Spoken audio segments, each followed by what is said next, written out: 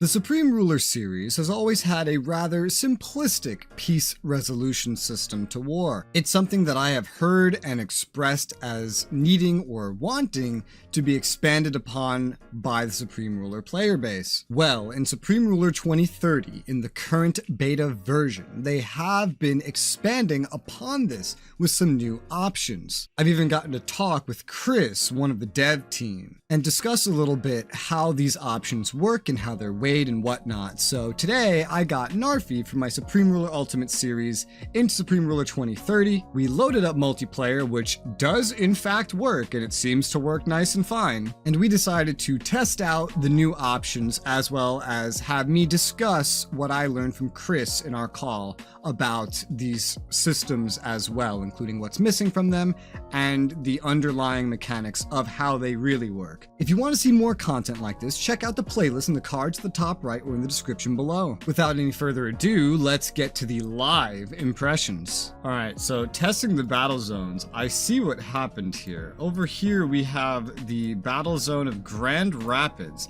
Because I already owned most of it, it was on my side of the border. Resolving on battle zones just granted me the Canadian part pretty much guaranteed. Because I took over most and already owned a big part of Toronto, because some of that's in America, that battle zone. It's kind of weird if you think about it, that these cross so much, but I took that over as well. I did send troops into the battle zones of Montreal and Hull-Gatineau, sounds French to me. But because I didn't end up owning most of the landmass there, I guess, I actually did not take the Hull battle zone. And as for Montreal, which actually goes into American core loyal territory, like the northern bit of New York and some of the other northeastern states here, I actually lost territory because it quite literally resolved on the battle zone. Whoever owned at least 51% of any battle zone got it. And in fact, if we look to the west, shit got even crazier, with me losing half of Washington state, yet gaining this like pincer, something that looks like a fucking tooth, going into Canada, and me gaining a fuck ton of land connected to Alaska simply because the battle zones are connected not along state lines, not along province lines, but along these weird mixed regions. So that's how resolving based on borders works in terms of battle zones. It quite literally will solve on every single battle zone. Why did I take Washington? You would have taken part of Washington because the battle zones there are much larger in the Canadian territory. I own your capital right now. Wait, you own my... How the fuck did that happen? Yeah, that's what I'm asking. Oh, that Washington. Oh, I have no idea. That might be a bug. You shouldn't have that. Whatever, I'll just leave that one in the video. Devs, explain. Why does he own my capital? We have questions now. We have questions now. Speaking of the devs, they also told me the ranking of how these peace things work if you are negotiating with AI. There's a weighting for this. Look at your approvals. It's crazy. Oh yeah, it like treated it as if I got my fucking ass beat. I got 0% like everything, and I lost my capital and a bunch of other shit. I don't know what that's about, but you know, maybe the devs can shed some light on why solving peace by border would do that. Yeah, so there is regular peace, which I have in here already. That is the hardest one to negotiate for. Take it out, we can see it kind of ranks from hardest to easiest. Peace by battle zone is the next easiest thing to do after peace, just normal peace. And then the easiest way to resolve peace is to resolve border on loyalty.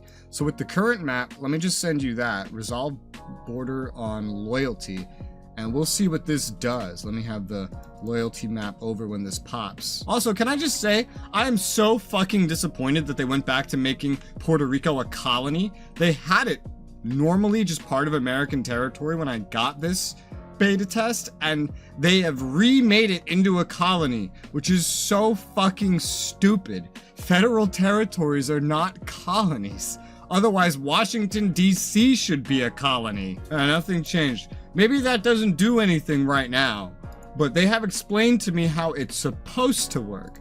Essentially, the way they explained it to me is it checks the loyalty of each loyalty. So, for example, if I go to the loyalty of New York, it will check whoever it is more loyal to, or otherwise remember the loyalty that it's originally loyal to. Like New York would always be loyal to America, or it would do a check based on, like, right now it has 0% loyalty to me because I'm a fucking warmonger that's making the country fall apart, and so it wouldn't necessarily like me.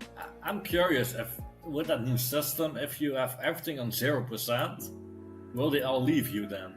I have no idea. These are good questions to be asked. When I had a video call with Chris, he wasn't really very certain himself, so these are good questions for him to hear and figure out. Clearly right now, the peace system is like 2/3 implemented. They seem to be missing the final concept for the loyalty resolution, but they have the idea of how they want to make it work, at least. And that's gonna be it for this test, this video. We'll be doing a couple more tests in multiplayer that I will unleash to you guys over time. If you want to see anything tested out in the game or shown off in its current beta state, feel free to let me know in the comments below. If I can't make a whole video on it, perhaps I can at least respond to your comment to the best of my ability as time allows. For now though, thank you guys very much for watching, and I'll see you on the next one.